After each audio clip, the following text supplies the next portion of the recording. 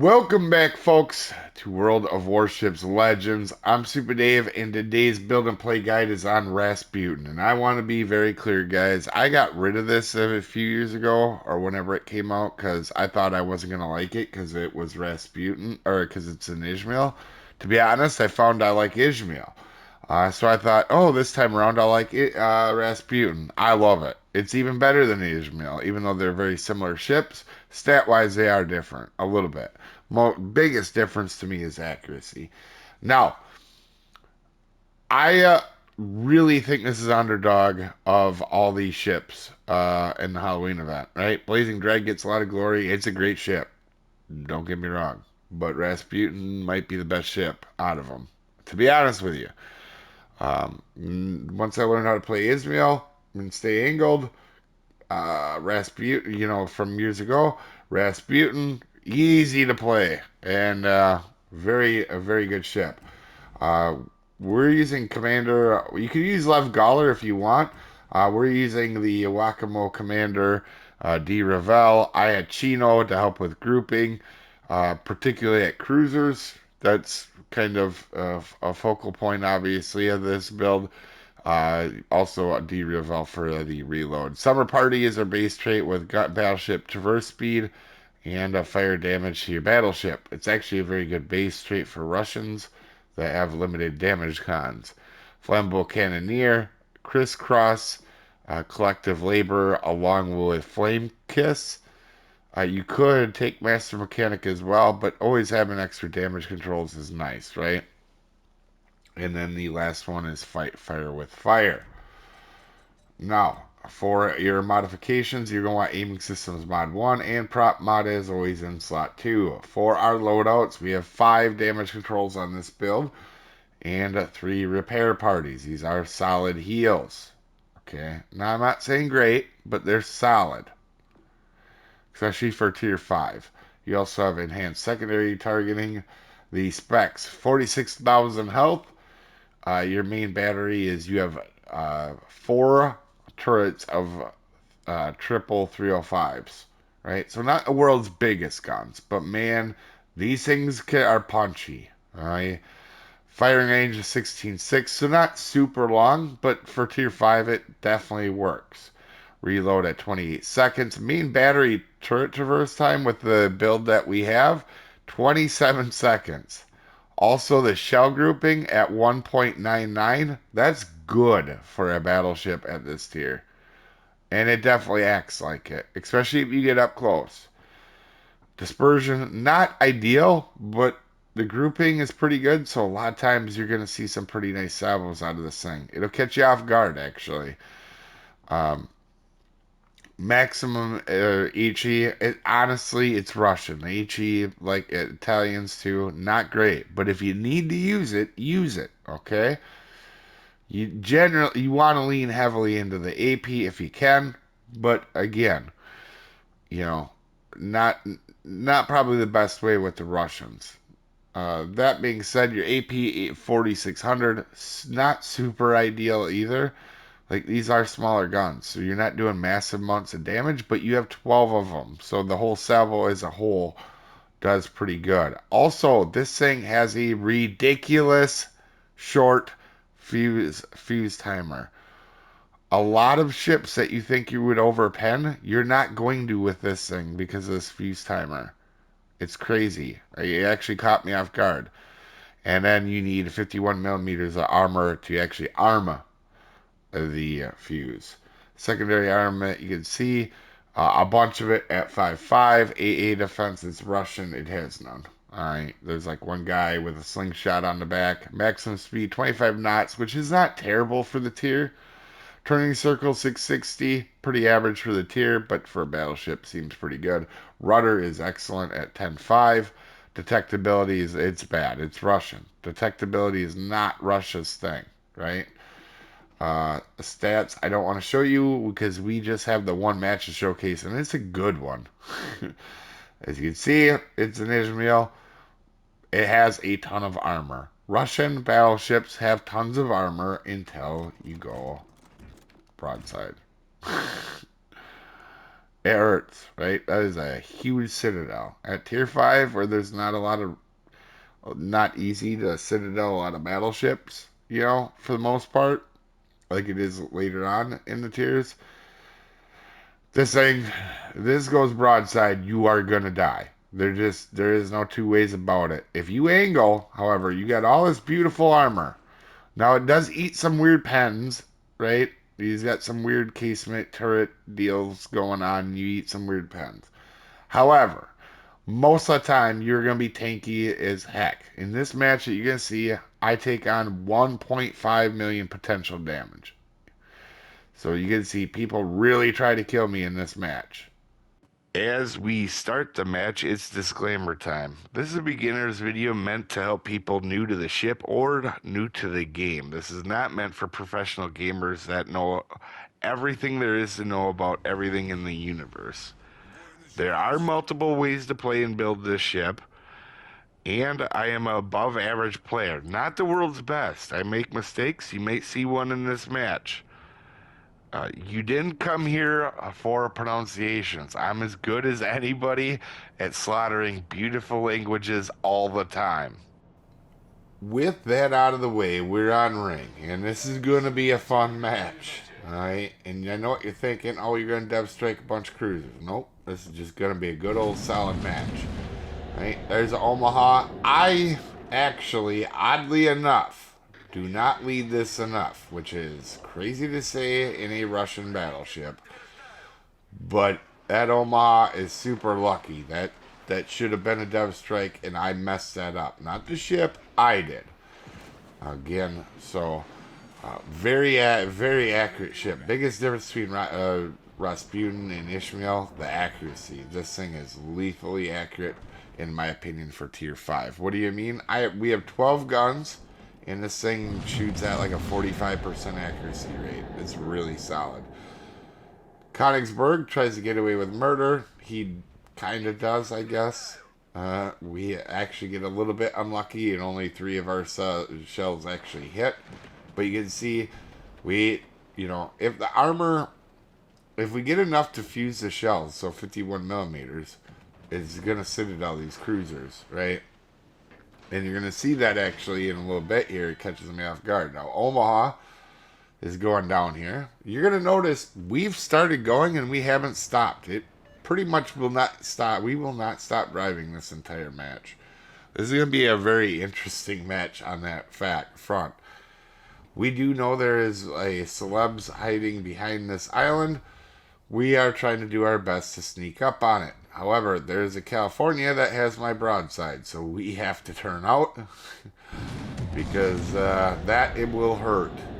Now, that being said, celebs angled pretty well, not well enough. Oh man, between him and Omaha, I get ready to take another shot at him here. We're looking ready to do it. Obviously, my sword starts to pop out. Celeb's actually going to take a hit here and go down. Anyway, we're going to take a shot at Mysore. Celebs goes down. Mysore, we're going to get a really good chunk on for not getting any citadels, to be honest. I mean, no citadels take half its health like that. Pretty solid. Now, I'm going to focus on this California so that the Mysore does some dumb stuff. Okay, which he's already doing. He's shooting AP right now out of a Japanese cruiser on an angled battleship. And he's going to continue to do so. That's really not going to go that well for him. California, we're going to start to chunk, right? AP loaded, that's absolutely fine. California's healthy. We can tear up his superstructure. And he's going to eat up a bunch of pens. That's just what it is. But you're going to see we're going to start to... He's going to play pretty well. This is good. Tier 5. This is going to be a good duel. Obviously, both of us, fair amount of health going into this. California, really, nobody else is shooting California but me. We're going to go ahead and take another chunk out of him. But you're going to start to see we're going to have to worry about saturation. It's a California, right? He's got a ton of health up there, but eventually these shots are going to not do that well for us, right? So you do have to pay attention to that. We're going to go ahead, aim into the superstructure again. He's angled pretty well, and being that he's in the California, we are going to actually get a little chunk on him, but we don't hit too many shells. We little bit unlucky on the very start, but again, for the most part, it's been us, not the ship, aiming correctly. We go to, because my sword was about to make a crazy dumb turn, our teammate wipes him out. So every time we get a cruiser right where we want him, where we're going to wipe him out, we get unlucky, which is okay. But when you see how this game ends, you'd be like, oh, that would have been pretty crazy if you had another 45,000 on there or so. Anyway, we're going to continue to push up because that's what we're doing. We're in a Russian battleship. They excel at taking heat. California is near us again. He's starting to heal all that back that we chunked into his superstructure. We get a really good chunk out of him. Pretty much what we're going to get out of him, right? At this point, listen, you can chunk him, but we're going to start to use our HE. And why is that? So we can get some fires going. Now, we're actually going to get unlucky with fires because even Russians, right? My last wither, no lie, guys, is on the AL Soyuz, right? On the Russian battleship. I think you guys are going to see that really quick, or really soon here. Maybe in the next few days. Because I had a wither in that ship because I had to, there was appropriate to use HE for as much as I did. And it paid off, right? So, again, you know, don't just stick with one deal all the time. And one other thing is California switch over to HE, but he's got a big disadvantage. I got damage controls that come back quick because we have a limited amount of them. They come back quick, pretty quick. So he can get into a battle with me with the HE. He's not going to do too well, right? And we do got a permanent fire going on him. And meanwhile, we have basically all of our health, and we've taken him down to half. Even though he's actually healed a bunch back of it too, right? Like he's already healed some of his back. So, meanwhile, we take a shot. He goes unspotted, so we really don't get a good salvo into him. But we've been chunking him and taking a bunch of damage. We've been winning this fight against what seems to be a very solid player, right? He's angling. He isn't going broadside. He didn't give us a whole broadside to turn and run away. He's backing up. He's doing all the things correctly. He just doesn't have a lot of help either. And we're making slightly better shots. So here, we shoot a last thing of HE. Trying to get another perma fire. We do, or to get another fire on him. And we're just going to push up, right? At this point, we basically killed him. And we haven't lost much health. And he's done, I mean, he's done a fair job. This isn't a bad play. He wasn't a terrible player. We get our high caliber at 100,000 damage. Which, remember that, we get a high caliber at 100. At 100. We're going to continue to push up. We're trying to get this cap, right? Right now, if we get the cap, we get the cap lead. You will see. That's what I'm thinking. So, not only am I pushing up into California, I want to get this cap. You know, we're going to take another shot with AP. And we're going to switch over to HE again because this fire's out, right? Again, not doing a whole lot with AP. He's taking a beating from our AP. A lot of stuff is saturated. So we're going to go ahead, switch over, and we're going to start to angle over because we knew shots were going to come at us at some point, right? So now we're angled to his team and him. This is not good for him. We put our secondaries on California. Now he starts to get a good chunk there. Obviously, you you know, like I'm angled, but that's going to happen on this, right? You're giving up a little bit of broadside. You're going to take some weird hits like that. California coming in. We know even if he wanted to charge at this point, there's nothing he's going to do. He's not even, it's not fast enough to charge. Right? I'm just trying to get rid of him so I could go help the rest of my team. So we get another fire. We take him out. And you're going to see here, we're even now. If I get this cap, it's an even battle. Our California goes down though, however, and it's just me and one other battleship, and that's a problem. Why? Why is that a problem? Because they're all going to focus on him. You see where he is on the map. I'm debating right now, does even get this cap help me, right? I could get a really nice score or XP game if I do. But it's way more important to try to win. So I'm going to roll around this corner here. And I decided to do that because we're going to have to win out right now. They're going to have control of they're going to have control of 3 caps to our 1. So I have to actually just outright win this, right? So getting 1 cap is not going to help. And I got to get rid of people quick. Hyuga's I think he's paying attention. He's getting angled to me. And we're trying to get a quick shot on this cruiser. And getting rid of the cruiser would be nice. And getting a big part of a battleship's health down. Queen Elizabeth. Kind of broadside to of us, obviously. Where it takes shot. We only had 1 turret go out the first time. Second time, obviously hitting 9 out of your 12 shells, pretty good, right?